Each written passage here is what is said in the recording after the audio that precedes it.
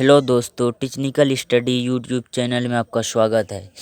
और आज आपके लिए मैं परिमेय और अपरिमेय संख्या लेकर आया हूँ। परिमेय और अपरिमेय संख्या क्लास 9th और 10th के लिए इतना महत्वपूर्ण है कि बच्चा इसी में समझ नहीं पाते हैं कि यह परिमेय संख्या या अपरिमेय संख्या है। तो आज मैं सारा कन्फ्यूज दूर कर दूंगा कि परिमेय संख्या 1 मिनट में आप पहचान लगे कि यह परिमेय संख्या और यह अपरिमेय संख्या है।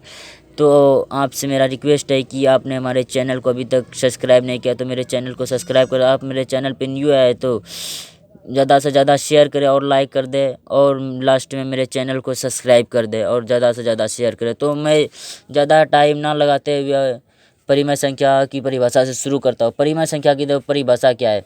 परिमेय संख्या जिन संख्या को p बाई क्यू के रूप में, जिन संख्या को p बाई क्यू के 2/1 है, इसके 2 है तो इसके नीचे 1 है, जिसे p बाई क्यू के रूप में लिख सकते हैं। जिन संख्या को p बाई क्यू के रूप में लिखा जा सकता है, जबकि p तथा q पूर्णांक हो तो q does not zero, p तथा q पूर्णांक हो तो q डज नॉट जीरो हो तो संख्या परिमेय संख्या कहलाती है, जिसे p बाई क्यू के रूप में लिख सकते हैं। जैसे 2 है तो इसके नीचे 1 दे सकते हैं, इसके नीचे 1 दे के p बाई क्यू के रूप में लिख सकते हैं।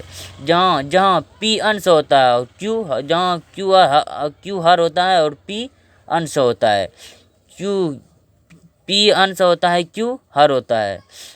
जैसे देखते हैं, जैसे एग्जांपल 2, 4, 5, 7, 9, 32, 4, 25, जिसे p बाई क्यू के रूप में लिख, जैसे इसके नीचे 1 देंगे तो जिसे p बाई क्यू के रूप में लिखा गया, इसके नीचे 1 देंगे तो p बाई क्यू के रूप में लिखा गया। लेकिन √3 के नीचे 1 नहीं दे सकते हम।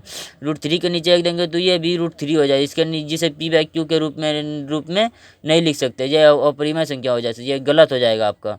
जिसका पूरी वर्गमूल निकले उसे परिमेय संख्या कहते हैं। अच्छा से समझ लो, जिसका पूरी वर्गमूल निकले, पाई एक अपरिमेय संख्या है, पाई एक अपरिमेय संख्या है।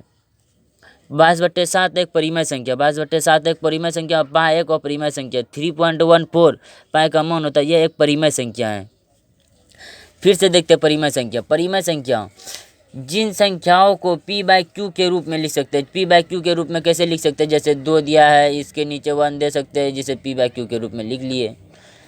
10 दिया है, इसके नीचे 1 दे सकते हैं, p बाई क्यू के रूप में लिख सकते हैं। 10 गुना अगर 1 करेंगे तो क्या 10 आएगा मेरे पास, जिसे p बाई क्यू के रूप, लेकिन √3 के नीचे 1 नहीं दे सकते हैं, जिसे p बाई क्यू के रूप में नहीं लिख सकते, यह गलत हो जाएगा आपका।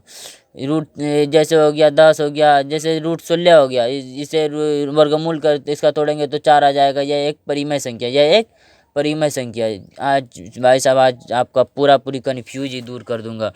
परिमेय संख्या जिसका पूरी वर्गमूल निकले उसे परिमेय संख्या कहते हैं। जैसे √25 है, इसका पूरी वर्गमूल 5 निकलता है, यह एक परिमेय। जिसका पूरी वर्गमूल निकले, जैसे ऐसे नहीं 2√5 आ गया, यह एक अपरिमेय संख्या, यह एक अपरिमेय संख्या है। अब आ जाते हैं अपरिमेय संख्या में। अपरिमेय संख्या का परिभाषा देखते हैं।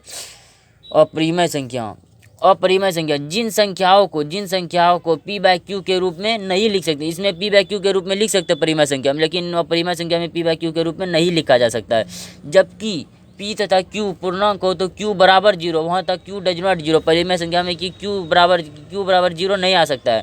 यहाँ q बराबर 0 हो तो उसे अपरिमेय संख्या कहते हैं। जैसे देखते हैं इसका एग्जाम्पल से समझाएंगे अच्छा से एकदम। एग्जाम्पल देखते हैं, √2 को p बाई क्यू के रूप में नहीं लिख सकते हैं, यह गलत हो जाएगा। √5 को p बाई क्यू के रूप में नहीं लिख सकते हैं। √6 p बाई क्यू के रूप में नहीं लिख सकते। √26 p बाई क्यू के रूप में नहीं लिख सकते हैं। 2√5 p बाई क्यू के रूप में नहीं लिख सकते हैं। √5 मैं अब बोलोगे यहाँ p बाई क्यू के रूप में लिखा है, लेकिन बट यहाँ p बाई क्यू के रूप में लिखा हुआ है, लेकिन यहाँ इसके ऊपर रूट है, तो रूट रहेगा। जहाँ देखिएगा इसके ऊपर रूट है, उसका वर्गमूल नहीं निकल रहा है, तो उसे आँख कान मूंद के एकदम अपरिमेय संख्या बोल देना, आँख कान मूंद के अपरिमेय संख्या बोल देना है।